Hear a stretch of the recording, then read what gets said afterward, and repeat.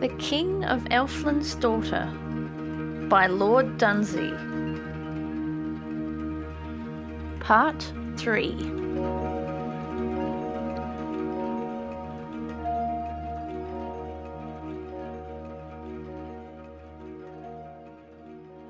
Chapter 5. The Wisdom of the Parliament of Earl. In those bridal days the men of Earl came often to the castle, bringing gifts and felicitations, and in the evenings they would talk in their houses of the fair things that they hoped for the Vale of Earl, on account of the wisdom of the thing they had done when they spoke with the old lord in his long red room. There was Niall the blacksmith, who had been their leader. There was Guick, who had first thought of it after speaking with his wife, an upland farmer of clover pastures near Earl. There was Nehig, a driver of horses. There were 4 vendors of beeves, and Oath, a hunter of deer, and Villel, the master ploughman. All these and 3 men more had gone to the Lord of Earl and made that request that had set Alveric on his wanderings. And now they spoke of all the good that would come of it. They had all desired that the Vale of Earl should be known amongst men, as was, they felt, its desert. They had looked in histories, they had read books treating of pasture, yet seldom found mention at all of the vale they loved. And one day Guick had said, "Let us people be ruled in the future by a magic lord, and he shall make the name of the valleys famous, and there shall be none that have heard not the name of Earl." And all had rejoiced and had made a parliament, and it had gone 12 men to the Lord of Earl, and it had been as I have told. So now they spoke over their mead of the future of Earl, and its place among other valleys, and of the reputation that it should have in the world. They would meet and talk in the great forge of Niall, and Niall would bring them mead from an inner room, and Threll would come in late from his work in the woods.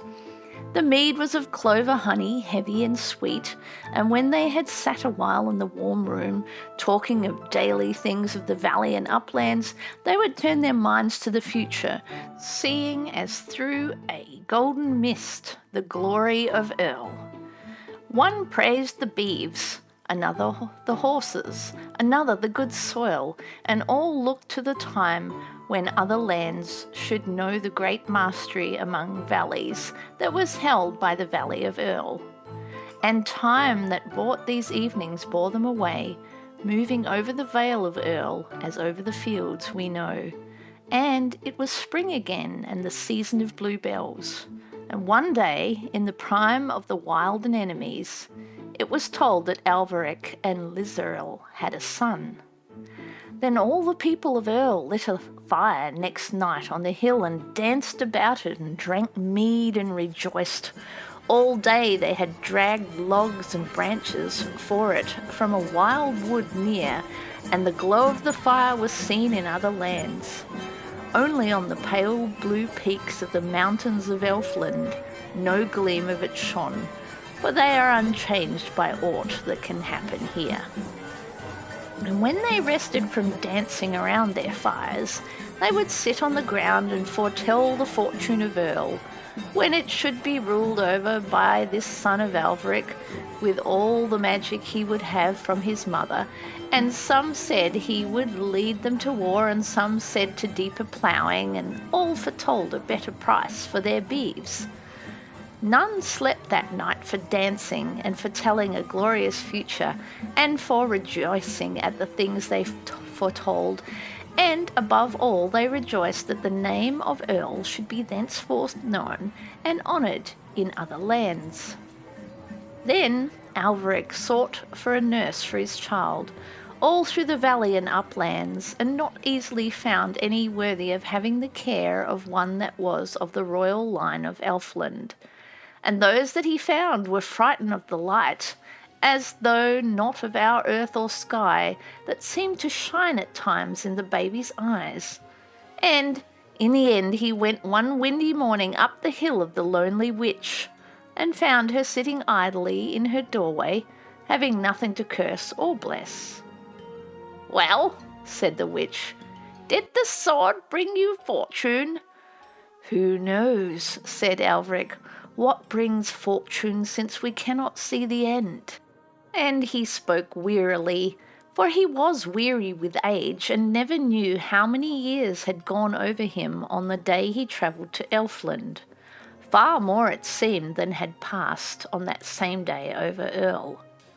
"Aye," said the witch, "who knows the end but we?" "Mother Witch," said Alveric, "I wedded the King of Elflands Daughter." "That was a great advancement," said the old witch. "Mother Witch," said Alveric, "we have a child, and who shall care for him?" "No human task," said the witch. "Mother Witch," said Alveric, "will you come to the Vale of Earl and care for him, and be the nurse at the castle? For none but you in all these fields knows aught of the things of Elfland, except the princess, and she knows nothing of earth." And the old witch answered, "For the sake of the king I will come." So the witch came down from the hill with a bundle of queer belongings, and thus the child was nursed in the fields we know by one who knew songs and tales of his mother's country. And often, as they bent together over the baby, that aged witch and the Princess Lirazel would talk together, and afterwards, through long evenings of things about which Alveric knew nothing, and for all the age of the witch and the wisdom that she had stored in her 100 years, which is all hidden from man, it was nevertheless she who learned when they talked together, and the Princess Lirazel who taught. But of earth and the ways of earth Lirazel never knew anything. And this old witch that watched over the baby so tended him and so soothed that in all his infancy he never wept, for she had a charm for brightening the morning, and a charm for cheering the day, and a charm for calming a cough, and a charm for making the nursery warm and pleasant and eerie when the fire leapt up at the sound of it from logs that she'd enchanted, and sent large shadows of the things about the fire quivering dark and merry over the ceiling. And the child was cared for by Lirazel, and the witch as children are cared for whose mothers are merely human. But he knew tunes and runes beside that other children hear not in the fields we know. So the old witch moved about the nursery with her black stick, guarding the child with her runes. If a draught on windy nights shrilled in through some crack, she had a spell to calm it, and a spell to charm the song that the kettle sang, till its melody brought hints of strange news from mist-hidden places, and the child grew to know the mystery of far valleys that his eyes had never seen. And at evening she would raise her ebon stick, and, standing before the fire amongst all the shadows, would enchant them and make them dance for him. And they took all manner of shapes of good and evil, dancing to please the baby, so that he came to have knowledge not only of the things with which earth is stored, pigs, trees, camels, crocodiles, wolves, and ducks, good dogs and the gentle cow, but of the darker things also that men have feared, and the things they have hoped and guessed. Through these evenings, the things that happen and the creatures that are passed over those nursery walls, and he grew familiar with the fields we know. And on warm afternoons the witch would carry him through the village, and all the dogs would bark at her eerie figure, but durst not come too close, for a page boy behind her carried the ebon stick, and dogs that know so much, that know how far a man can throw a stone, and if he would beat them, and if he durst not, knew also that this was no ordinary stick, so they kept far away from that queer black stick in the hand of the page, and snarled, and the villagers came out to see. And all were glad when they saw how magical a nurse the young heir had. For here, they said, is the witch Zero-Onderel, and they declared that she would bring him up among the true principles of wizardry, and that in his time there would be magic that would make all their valley famous. And they beat their dogs until they slunk indoors, but the dogs clung to their suspicions still, so that when men were gone to the forge of Narl, and their houses were quiet in the moonlight, and Narl's windows glowed, and the mead had gone round and they talked of the future of Earl, more and more voices joining in the tale of its coming glory, on soft feet the dogs would come out to the sandy street and howl. And to the high sunny nursery Lirazel would come, bringing a brightness that the learned witch had not in all her spells, and would sing to her boy those songs that none can sing to us here, for they were learned the other side of the frontier of twilight, and were made by singers all unvexed by time, and for all marvel that there was in these songs, whose origin was so far from the fields we know, and in times remote from those that historians use. And though men wondered at the strangeness of them, when from open casements through the summer days they drifted over Earl, yet no one wondered even as she wondered at the earthly ways of her child, and all the little human things that he did more and more as he grew. For all human ways were strange to her, and yet she loved him more than her father's realm, or the glittering centuries of her ageless youth, or the place that may be told of only in song. In those days, Alveric learned that she would never now grow familiar with earthly things, never understand the folk that dwelt in the valley, and never read wise books without laughter, never care for earthly ways, never feel more at ease in the castle of Earl than any woodland thing that Thrall might have snared and kept caged in a house. He had hoped that soon she would learn the things that were strange to her, till the little differences that there are between things in our field and in Elfland should not trouble her any more. But he saw at last that the things that were strange would always so remain, and that all the centuries of her timeless home had not so lightly shaped her thoughts and fancies, but that they could be altered by our brief years here. When he had learned this, he had learned the truth.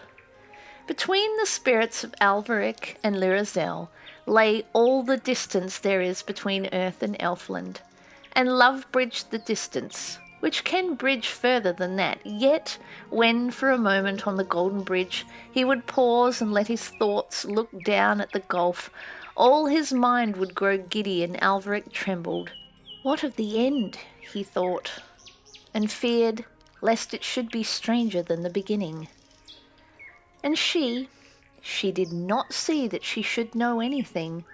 Was not her beauty enough? Had not a lover come at last to those lawns that shone by the palace, only told of in song, and rescued her from her uncompanioned fate and from that perpetual calm? Was it not enough that he had come? Must she needs understand the curious things folks did? Must she never dance in the road, never speak to goats, never laugh at funerals, never sing at night? Why? What was joy, for if it must be hidden? Must merriment bow to dullness in these strange fields she had come to?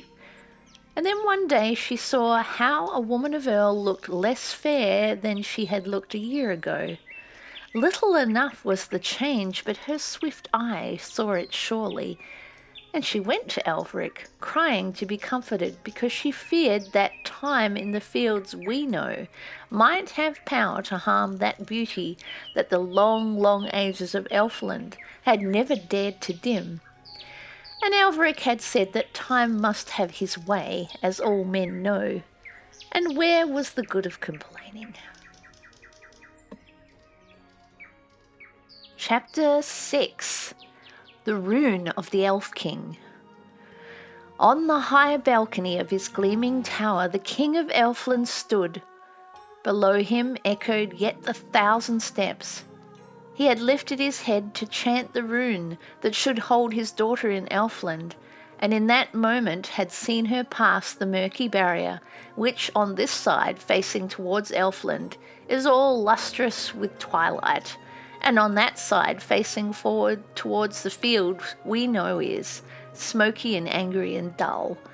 And now he had dropped his head till his beard lay mingled with his cape of ermine above his cerulean cloak, and stood there silently sorrowful, while time passed swift as ever over the fields we know.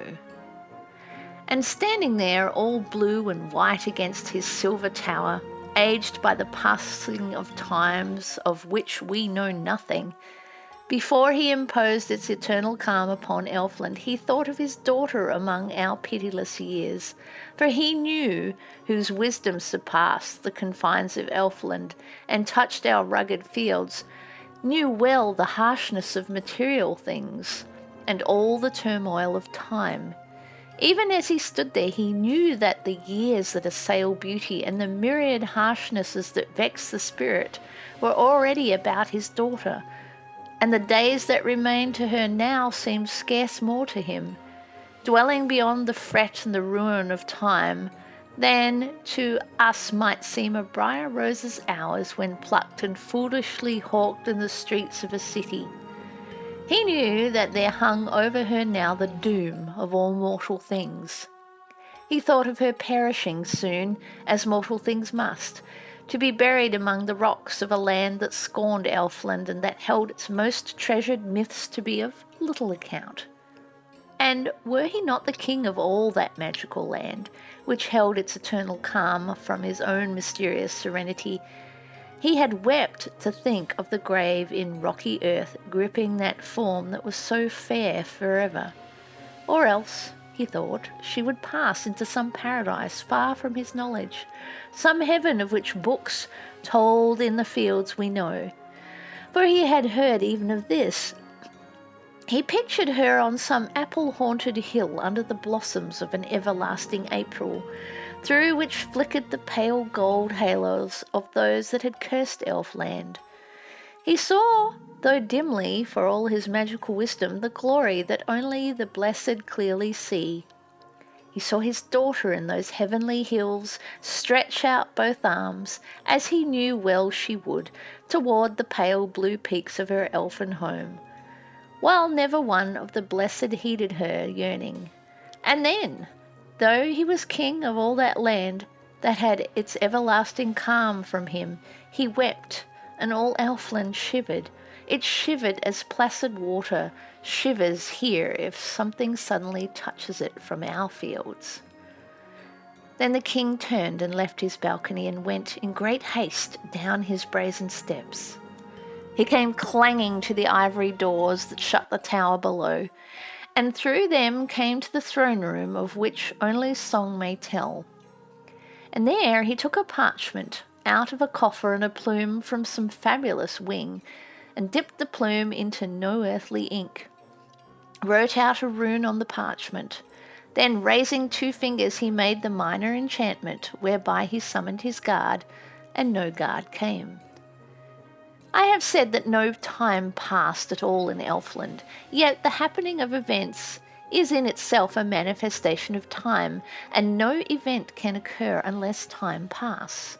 Now it is thus with time in Elfland. In the eternal beauty that dreams, in that honeyed air, nothing stirs or fades or dies. Nothing seeks its happiness in movement or change or a new thing, but has its ecstasy in the perpetual contemplation of all the beauty that has ever been, and which always glows over those enchanted lawns as intense as when first created by incantation or song. Yet, if the energies of the wizard's mind arose to meet a new thing, then that power that had lain its calm upon Elfland and held back time troubled the calm a while, and time for a while shook Elfland. Cast anything into a deep pool from a land strange to it, where some great fish dreams, and green weeds dream, and heavy colours dream, and light sleeps. The great fish stirs, the colours shift and change, the green weeds tremble, the light wakes, A myriad things know slow movement and change, and soon the whole pool is still again. It was the same when Alveric passed through the border of twilight and right through the enchanted wood, and the king was troubled and moved, and all Elfland trembled. When the king saw that no guard came, he looked into the wood, which he knew to be troubled, through the deep masses of the trees that were quivering yet with the coming of Alveric. He looked through the deeps of the woods and the silver walls of his palace, for he looked by enchantment, and there he saw the 4 knights of his guard lying stricken upon the ground, with their thick elvish blood hanging out through the slits in their armour. And he thought of the early magic whereby he had made the eldest, with a rune all newly inspired, before he had conquered time.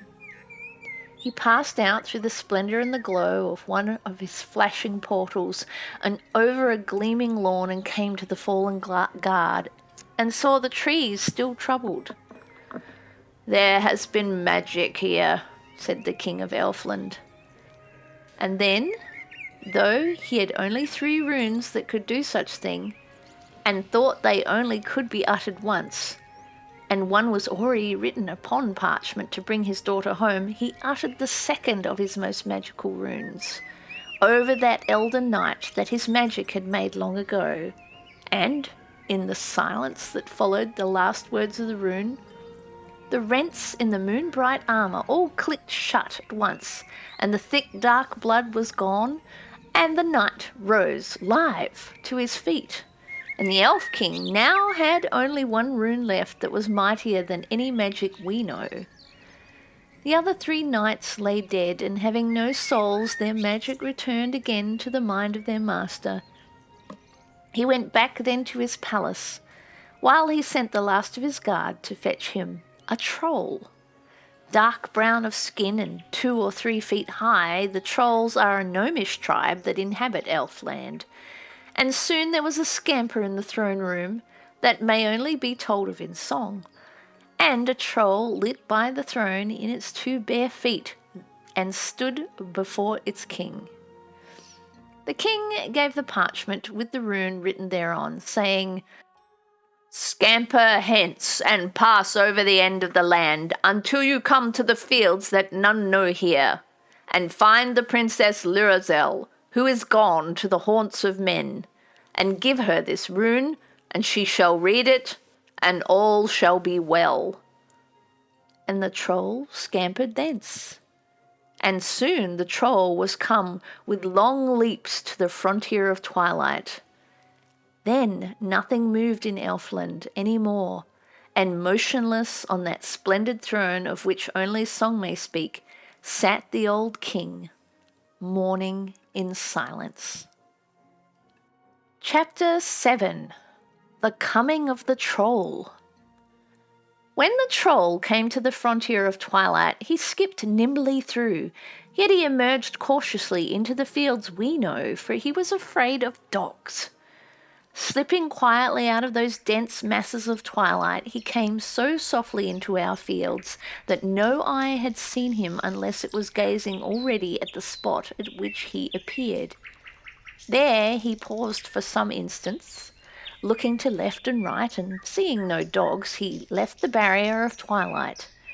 This troll had never before been in the fields, we know, yet he knew well to avoid dogs, for the fear of dogs is so deep and universal among all that are less than man, that it seemed to have passed even beyond our boundaries and to have been felt in Elfland. In our fields it was now May, and the buttercups stretched away before the troll, a world of yellow mingled with the brown of the budding grasses. When he saw so many buttercups shining there, the wealth of earth astonished him, and soon he was moving through them, yellowing his shins as he went. He had not gone far from Elfland when he met with a hare who was lying in a comfortable arrangement of grass, in which he had intended to pass the time till he should have things to see to. When the hare saw the troll, he sat there without any movement whatever, and without any expression in his eyes. It did nothing at all but think. When the troll saw the hare, he skipped nearer and lay down before it in the buttercups, and asked it the way to the haunts of men. And the hare went on thinking. "King of these fields," repeated the troll, "where are the haunts of men?"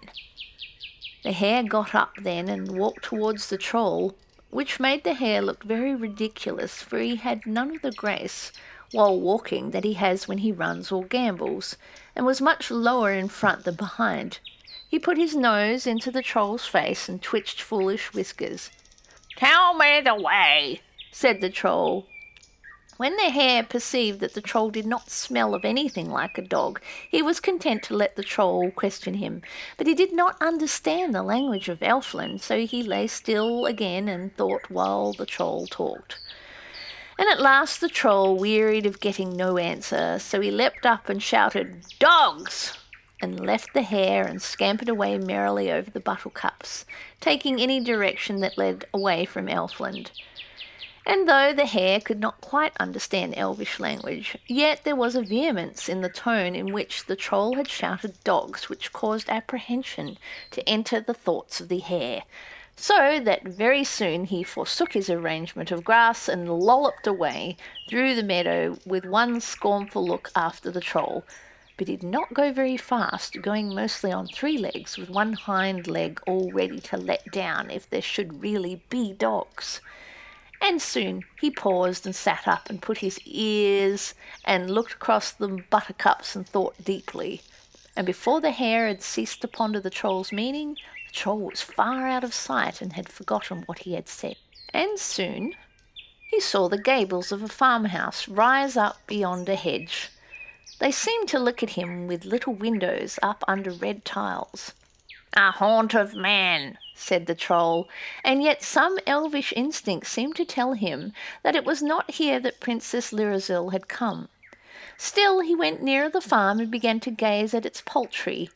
But just at that moment a dog saw him, one that had never seen a troll before, and it uttered one canine cry of astonished indignation, and, keeping all the rest of its breath for the chase, sped after the troll. The troll began at once to rise and dip over the buttercups, as though he had almost borrowed its speed from the swallow, and were riding the lower air. Such speed was new to the dog, and he went in a long curve after the troll, leaning over as he went, his mouth open and silent, the wind rippling all the way from his nose to his tail in one wavy current. The curve was made by the dog's baffled hopes to catch the troll as he slanted across. Soon he was straight behind, and the troll toyed with speed, breathing the flowery air in long, fresh draughts above the tops of the buttercups. He thought no more of the dog, but he did not cease in the flight that the dog had caused, because of the joy of the speed. And this strange chase continued over those fields, the troll driven on by joy and the dog by duty. For the sake of novelty, then the troll put his feet together as he leaped over the flowers, and alighting with rigid knees, fell forward onto his hands, and so turned over, and straightening his elbows, suddenly as he turned, shot himself into the air, still turning over and over. He did this several times, increasing the indignation of the dog, who knew well enough that that was no way to go over the fields we know. But for all his indignation, the dog had seen clear enough that he would never catch that troll. And presently he returned to the farm and found his master there, and went up to him, wagging his tail.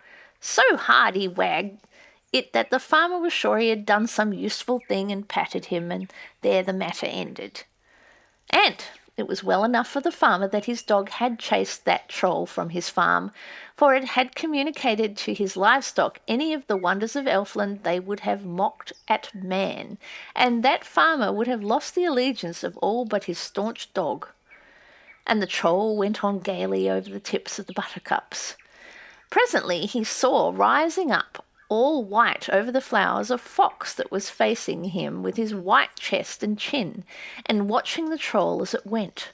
The troll went near to him and took a look, and the fox went on watching him, for the fox watches all things. He had come back lately to those dewy fields from slinking by night along the boundary of twilight that lies between here and Elfland. He even prowls inside the very boundary, walking among the twilight, and it is the mystery of that heavy twilight that lies between here and there that clings to him some of that glamour that he brings with him to our fields. "Well, Norman's dog," said the troll, for they know the fox in Elfland after seeing him often go dimly along their borders, and this is the name they give him. "Well, thing over the border," said the fox when he answered at all, for he knew troll talk. "Are the haunts of men near here?" said the troll. The fox moved his whiskers by slightly wrinkling his lips. Like all liars, he reflected before he spoke, and sometimes even let wise silences do better than speech. "Men live here and men live there," said the fox. "I want their haunts," said the troll. "What for?" said the fox. "I have a message from the King of Elfland." The fox showed no respect or fear at the mention of that dread name, but slightly moved his head and eyes to conceal the awe that he felt. "If it's a message," he said, "their haunts are over there," and he pointed with his long thin nose towards Earl. "How shall I know when I get there?" said the troll. "By the smell," said the fox. "It's a big haunt of men, and the smell is dreadful." "Thanks, Norman's dog," said the troll, and he seldom thanked anyone. "I should never go near them," said the fox, "but for—" and he paused and reflected silently. "But for what?" said the troll. "But for their poultry," and he fell into a grave silence. "Goodbye, Norman's dog," said the troll, and turned head over heels and was off on his way to Earl. Passing over the buttercups all through the dewy morning, the troll was far on his way by the afternoon, and saw before the evening the smoke of the towers of Earl. It was all sunk in a hollow, and gables and chimneys and towers peered over the lip of the valley, and smoke hung over them on the dreamy air. "The haunts of men," said the troll. Then he sat down among the grasses and looked at it. Presently he went nearer and looked at it again. He did not like the look of the smoke in that crowd of gables. Certainly it smelt dreadfully. There had been some legend in Elfland of the wisdom of men, and whatever respect that legend had gained for us in the light mind of the troll now all blew lightly away as he looked over the crowded houses. And as he looked at them, there passed a child of 4, a small girl on a footpath, over the fields going home in the evening to Earl. They looked at each other with round eyes. "Hello," said the child. "Hello, child of men," said the troll. He was not speaking troll talk now, but the language of Elfland, that grander tongue that he had to speak when he was before the king, for he knew the language of Elfland, although it was never used in the home of trolls who prefer troll talk. This language was spoken in those days also by men, for there were fewer languages then, and the elves and the people of Earl both used the same. "What are you?" asked the child. "A troll of Elfland," answered the troll. "So I thought," said the child. "Where are you going, child of men?" the troll asked. "To the houses," the child replied. "We don't want to go there," said the troll. "No," said the child. "Come to Elfland," the troll said. The child thought for a while. Other children had gone, and the elves always sent a changeling in their place, so that nobody quite missed them and nobody really knew. She thought a while of the wonder and wildness of Elfland, and then of her own home. "No," said the child. "Why not?" said the troll. "Mother made a jam roll this morning," said the child, and she walked on gravely home. Had it not been for that chance jam roll, she had gone to Elfland. "Jam!" said the troll contemptuously, and thought of the tarns of Elfland, the great lily leaves lying flat upon their solemn waters, the huge blue lilies towering into the elf light above the green deep tarns. For jam, this child had forsaken them. Then he thought of his duty again, the roll of parchment and the Elf King's rune for his daughter. He had carried the parchment in his left hand when he ran, in his mouth when he somersaulted over the buttercups. Was the princess here, he thought, or were there other haunts of men? As evening drew in, he crept nearer and nearer the homes, to hear without being seen. End of part 3.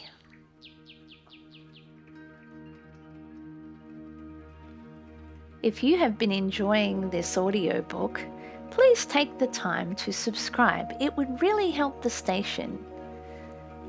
If you could also like or leave a comment or share this station with other friends, that would be great. Thank you.